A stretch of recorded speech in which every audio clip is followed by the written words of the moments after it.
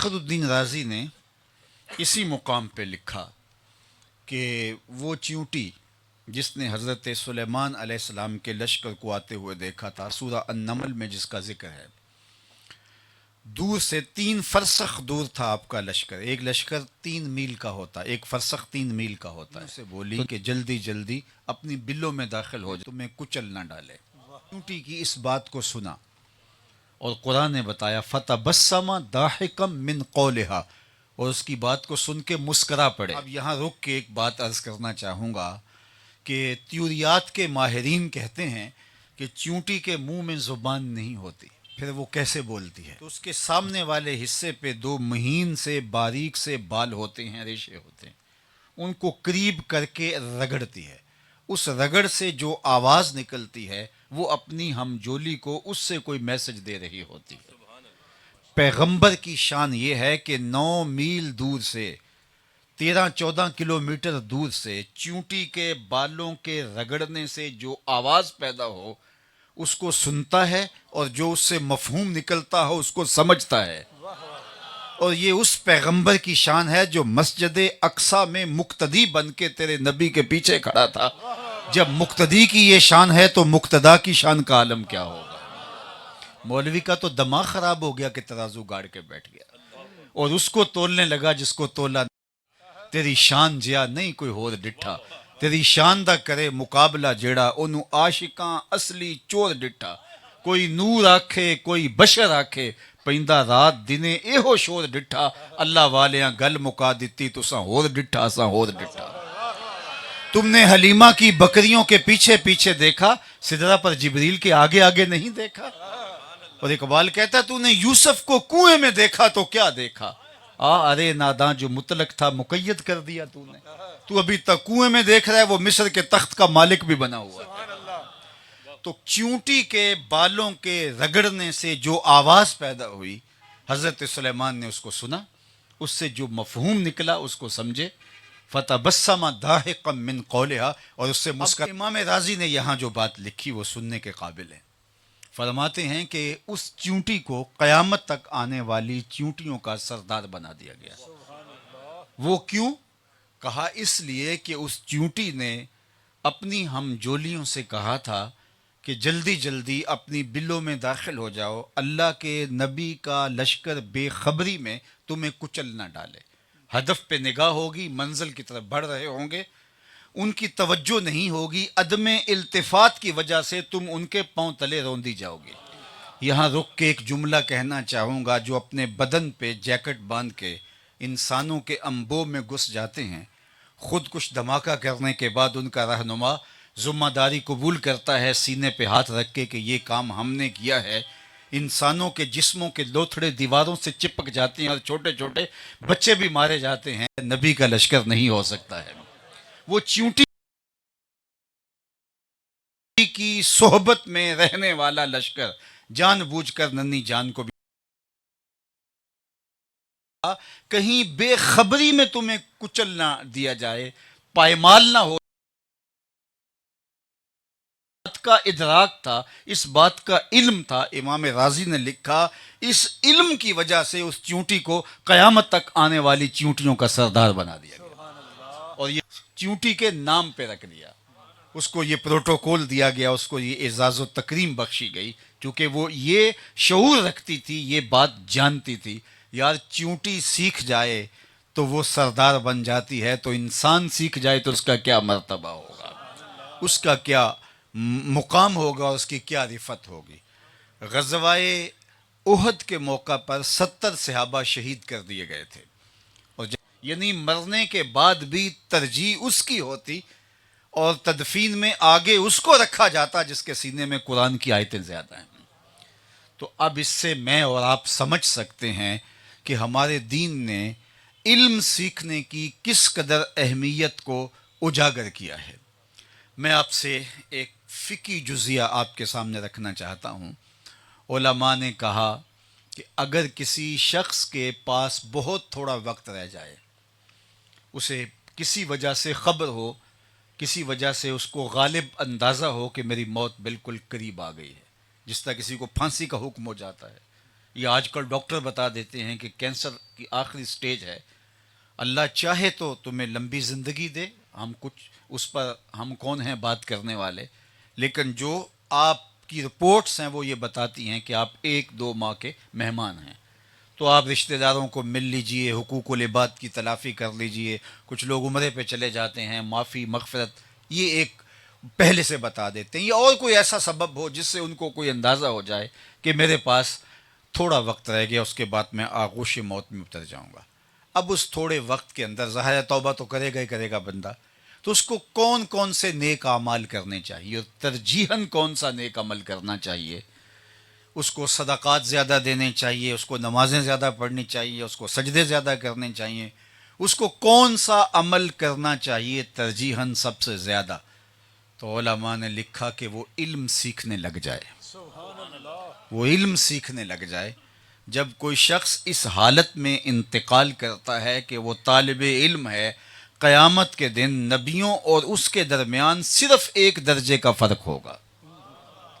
تو یہ ہے ہمارے دین کی تعلیم، یہ ہمارے دین میں تعلیم کی اہمیت اور علم سیکھنے کی ترغیب۔ عصری علوم بھی جو فرمایا گیا اطلب العلم ولو بالسین، کہ تمہیں علم حاصل کرنے کے لیے چین بھی جانا پڑے، سنگلاخ راستے اختیار کرنے پڑے، مشقتیں سہنی پڑیں، اور تمہیں بہت مشقتیں سہ کر بھی اپنے حصے کا علم کہیں سے کشید کرنا پڑے، اگرچہ چین دینی علوم کا مرکز نہیں، وہ دنیاوی علوم کا مرکز ہے۔ اور یہ فرمایا گیا، تو مجھے بتائیے کہ جو دین اس طرح ہمیں تلقین کرتا ہے کہ تم علم حاصل کرو، یہ مومن کا گم شدہ خزانہ ہے، اور علم سے ہی قوموں نے عروج پایا ہے۔ جب ہم علم کی آماجگاہوں کو آباد کیے ہوئے تھے تو دنیا کے اوپر ہمارا راج تھا۔ آج دنیا کے اوپر ہم ذلیل و رسوا ہو رہے ہیں۔ 2 ارب مسلمان ہیں، اس میں تو کوئی شک نہیں ہے۔ دنیا کی 8 ارب آبادی میں سے اگر 2 ارب ہم ہیں تو ہر چوتھا شخص مسلمان ہے، اور ذلت و رسوائی ہمارا مقدر ہے، جبکہ ہم 313 تھے تو دنیا پہ غالب تھے۔ تو یہ کیا ہے کہ ہم آج مغلوب کیوں ہوئے؟ تو ہماری مغلوبیت بے سبب نہیں ہے کہ ایسے ہی مغلوب ہو گئے۔ ہمیں دیکھنا پڑے گا، غور کرنا پڑے گا، اور اپنے اعمال کا جائزہ لینا پڑے گا۔ لیکن جائزہ کیا لیں گے؟ دنیا میں غلبہ حاصل کرنے کے جو اعمال ہیں، جو ذرائع ہیں، وہ ہمارے پاس موجود ہی نہیں ہوں گے تو جائزہ کیا لیں گے؟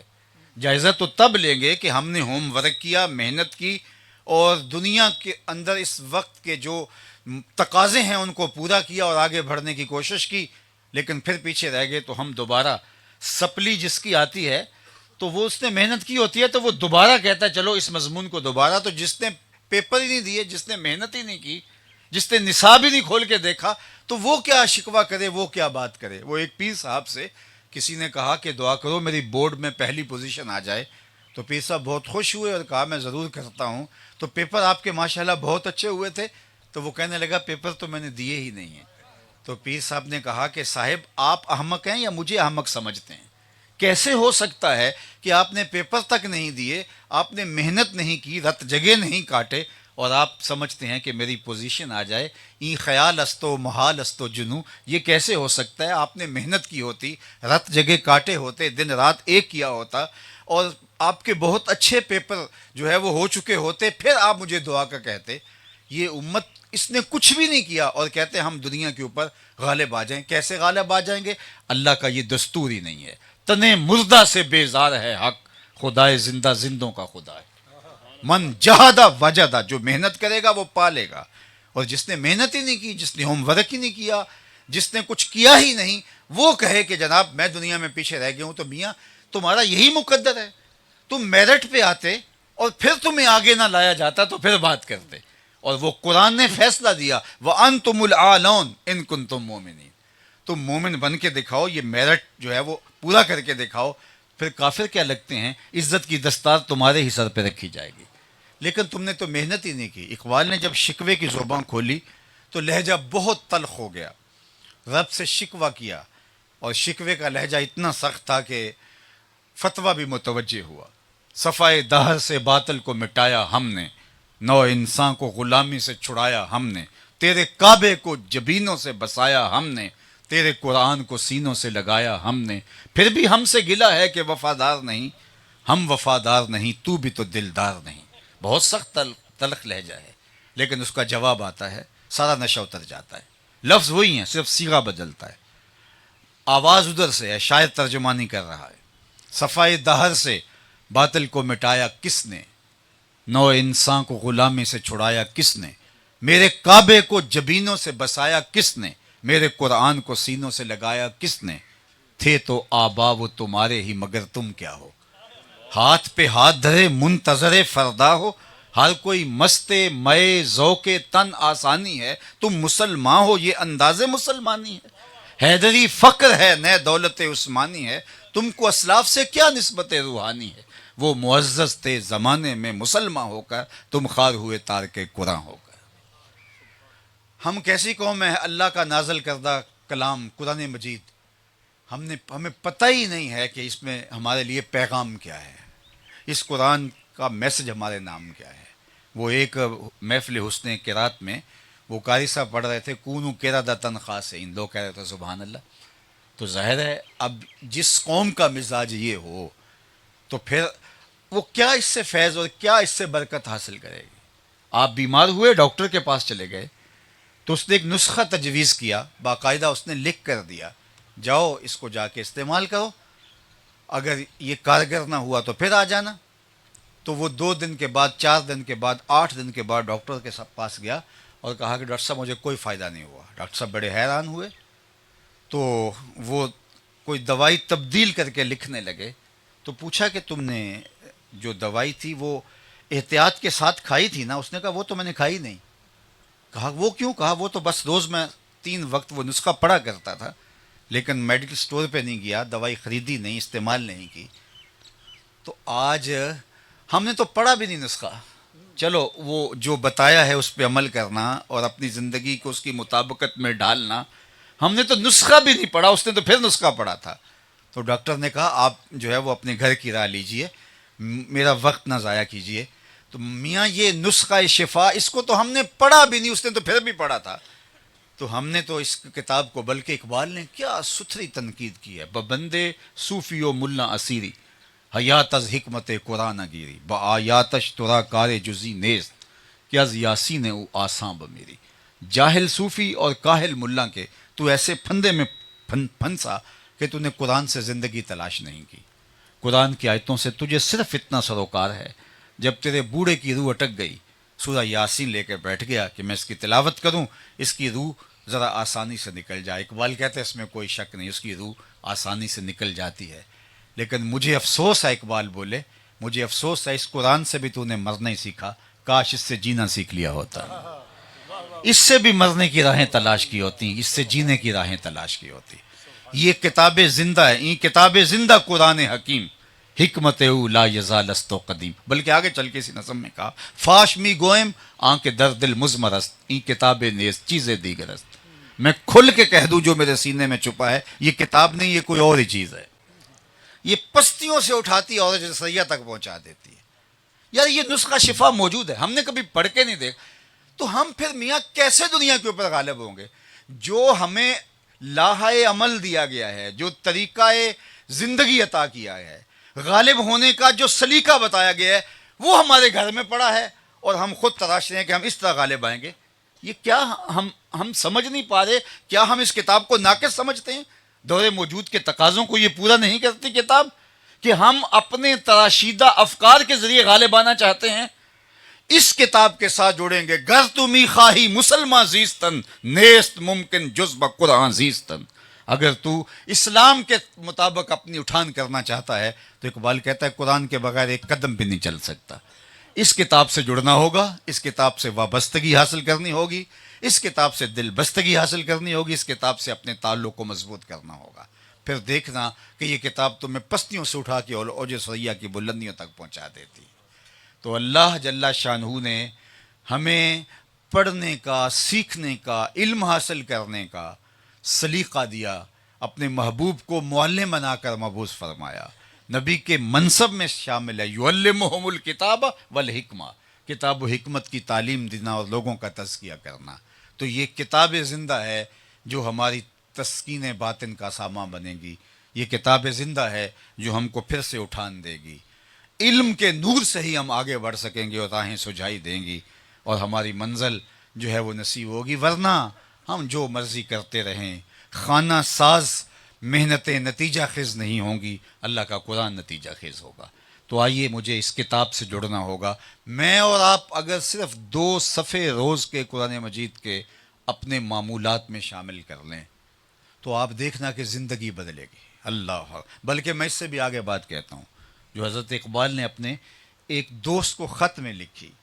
انہوں نے کہا کہ اگر آپ کو ترجمے اور مفہوم کے ساتھ قرآن مجید پڑھنا نہیں آتا تو کہا اس کی کوشش کرو، لیکن سر دست آپ کو نہیں آتا تو تلاوت نہ چھوڑنا.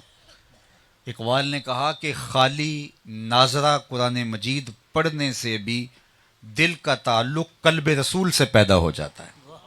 چونکہ یہ حضور کے قلب اطہر پہ اترا تھا.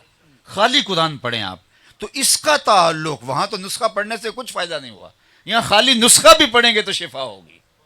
یہ وہ کتاب ہے کہ جو تمہارے قلوب کو بدلتی ہے، تمہارے من میں روشنیاں کرتی ہے.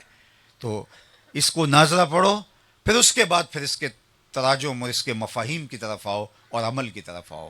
قوم بنانے کے لیے اتر کر ہرا سے سوئے قوم آیا اور ایک نسخہ کیمیا ساتھ لایا، اور ہم نے اس کو چھوڑ دیا اور ہم دن رات تڑپتے ہیں کہ دنیا کے اوپر غالب کیوں نہیں آتے. میاں کبھی ہو ہی نہیں سکتا، یہ ممکن ہی نہیں ہے. کیسے ہوگا جب آپ کے پاس کوئی روڈ میپ ہی نہیں ہے، آپ کے پاس کوئی دستور العمل ہی نہیں ہے، آپ کے پاس کوئی لاحہ عمل ہی نہیں ہے، اور تمہارا جوش پیچ و تاب کھانا کہ دنیا کے اوپر اب ہم غالب آ جائیں. کیسے ہو سکتا ہے؟ یہ ممکن ہی نہیں ہے. تمہیں ہوم ورک کرنا ہوگا، تمہیں ٹھہرنا ہوگا، رکنا ہوگا، اس کتاب سے جڑنا ہوگا، قوم سازی کے عمل سے اپنے آپ کو گزارنا ہوگا، اپنی نسل کو تعلیم یافتہ بنانا ہوگا، ان کے دل میں اسلام کا نور راسخ کرنا ہوگا، ان کی سال تربیت کا آغاز کرنا ہوگا. قومیں راتوں رات عروج نہیں پاتی اور راتوں رات زوال بھی نہیں پاتی. آپ تاریخ پڑھیں قوموں کے عروج و زوال کی. قومیں عروج پاتے ہوئے بھی صدیوں کا سفر طے کرتی اور زوال پذیر ہوتے بھی صدیاں لگتی ہیں. راتوں رات حادثے ہوتے ہیں، راتوں رات قومیں غالب نہیں ہوتی. یہ ایک حقیقت واقعہ ہے جس کو آج کوئی ماننے کے لیے تیار نہیں ہے. لیکن کوئی مانے نہ مانے، میں کہتا ہوں کہ وہ لوگ جو 6 بچے لے کے بیٹھ گئے، جو 4 بچے لے کے بیٹھ گئے. آج مجھے کرنل صاحب بتا رہے تھے ہم 6 بچے لے کے بیٹھے تھے، تو میں بتاؤں میں 7 بچے پہلے لے کے بیٹھا تھا. پہلے بچے، ہمارا پہلا بیچ جو فارغ وہ 7 بچوں کا تھا. جب بھی شروع کام ہوتا ہے تو اکائیوں سے شروع ہوتا ہے، پھر اس کے بعد دہائیاں اور پھر سینکڑے اور پھر ہزار، اور پھر وہ وقت بھی آتا ہے اذا جاء نصر اللہ والفتح، پھر قافلے آتے ہیں. حضور کے ساتھ بھی وہ وقت بھی تھا، صرف ایک ہی شخص تھا، پھر 2 شخص تھے، پھر 5 شخص تھے. حضرت امیر حمزہ 39ویں شخص تھے اور حضرت عمر 40ویں شخص تھے. اور جب 40 ہوئے تو اللہ نے کہا کہ اے نبی تیرے لیے کافی ہیں، یہ 40 کی تعداد ہو گئی. یہ سفر، یہ بڑا حوصلہ فرسا سفر ہے، لیکن اگر آپ کی نظر ہدف پہ ہو، منزل پہ ہو، تو پھر ایسا کبھی نہیں ہوتا ایسا.